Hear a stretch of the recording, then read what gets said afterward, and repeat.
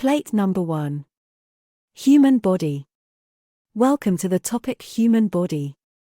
You are about to explore 7 plates to find out how the body is built and how it functions. The first plate is in front of you. On each plate, on the lower right-hand corner, you will find a frame containing a QR code. You can scan it with your mobile phone and listen to the texts for these plates whenever you want. You can also access the corresponding micro-learning questions and can use it to expand your knowledge. We will start with the left half of the plate, where there is a model of a complete human body. Pick it up and find the head, the neck, the torso, the arms, and the legs. You know them all because they are like you. But what you feel on the torso of the model, you can hardly feel on yourself. These are the internal organs, and they are quite well hidden normally. Arms and legs go away from the torso, they are called upper and lower extremities. Arms with hands and legs with feet are at the extreme ends of the body. The upper extremities, the left and right arms, go out from the top of the torso, the shoulder. Feel along the shoulder. At its 2 ends are the left and right shoulder joints. Here the left and right arms are connected to the shoulder. Starting at the shoulder and extending along the arm, you first come to the upper arm, then to the forearm, and finally to the hand. The upper arm and the forearm are connected to each other by the elbow. The wrist is the mobile link between the forearm and the hand. The hand has an upside, the back of the hand, and a downside, the palm. 5 fingers extend from the hand. The joints of the fingers are also movable. You now know the upper extremities, arms and hands, better. The lower extremities, legs and feet, look quite different, but the assembly is quite similar. Just like the arms, the legs extend from the torso. The movable joint here is not called the shoulder joint but the hip joint. From the hip joint downwards comes first the thigh, the knee with the knee joint, the lower leg, the ankle, and at the very bottom the foot. On the foot we distinguish the sole of the foot on the underside, the back of the foot, the metatarsus, and 5 toes at the end. You have now learned about the upper and lower extremities. Do you see the similarities? The upper arms and forearms are smaller and slimmer than the thighs and lower legs, but the principle is the same. There is right and left. The movable joints, shoulder or hip joint and elbow or knee joint, are also similar. Just as the hand has 5 fingers and the foot has 5 toes. Now let's take a closer look at the torso. This includes everything that a vest covers when it extends to the buttocks.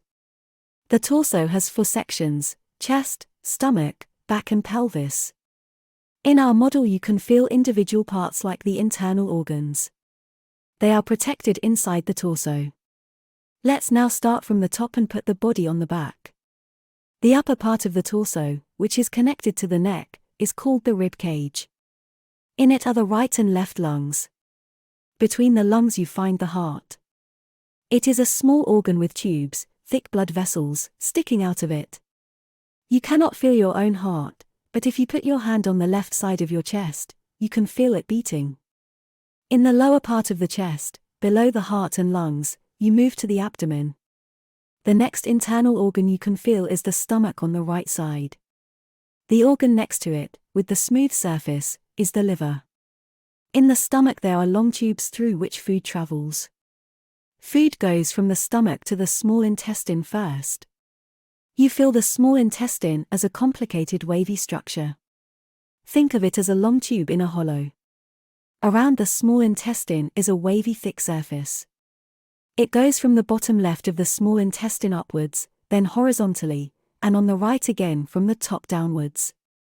Turn the model of the body so that it lies on its stomach. This will take you to the back of the torso. Here you will find 2 bean-shaped parts of the same size. These are the kidneys. You now know the most important internal organs. Under the abdomen the model is no longer cut open, but normal again as in a healthy body. On the front side you can feel the pelvis at the bottom of the torso. On the back you can feel the buttocks. Now take the next object, at the top right, out of the plate.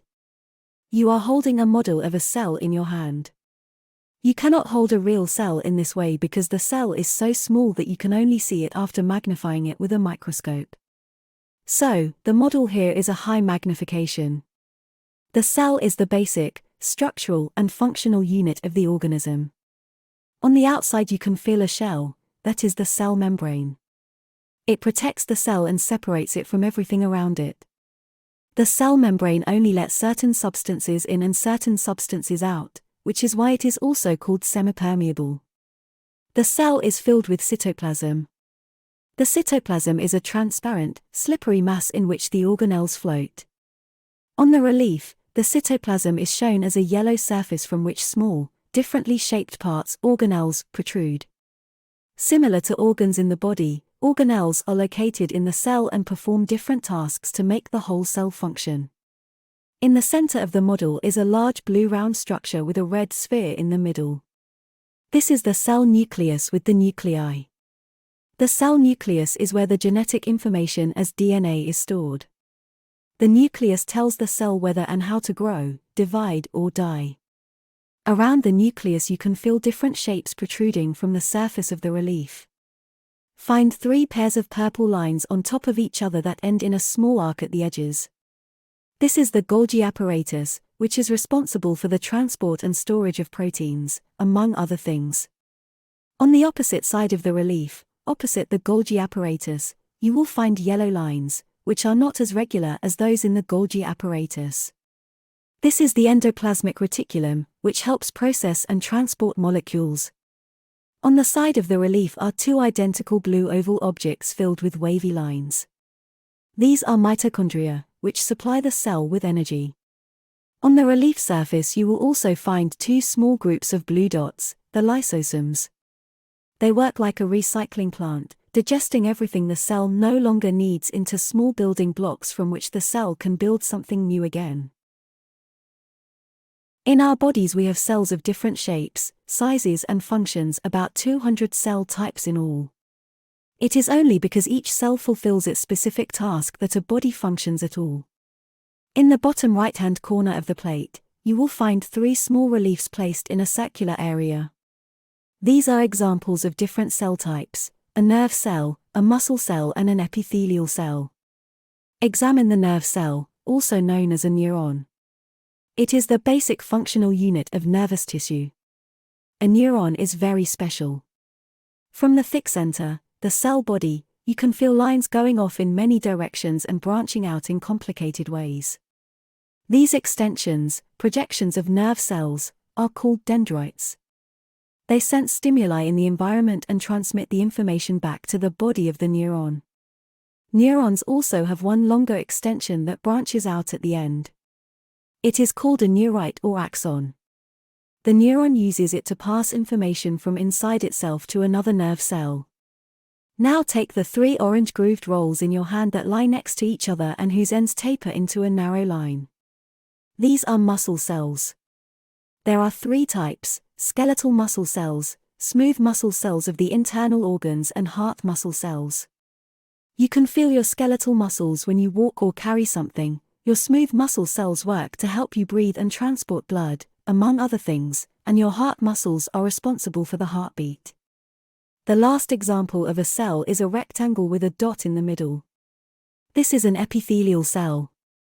Epithelial cells cover the outer and inner surfaces in our organism. Epithelial cells lie next to each other like tiles on a roof. Epithelial cells form a thin layer, like our skin. But they can also lie in several layers on top of each other and line the esophagus, for example. A group of cells with the same function is called tissue. For example, there is nerve tissue, connective tissue, muscle tissue, and epithelial tissue.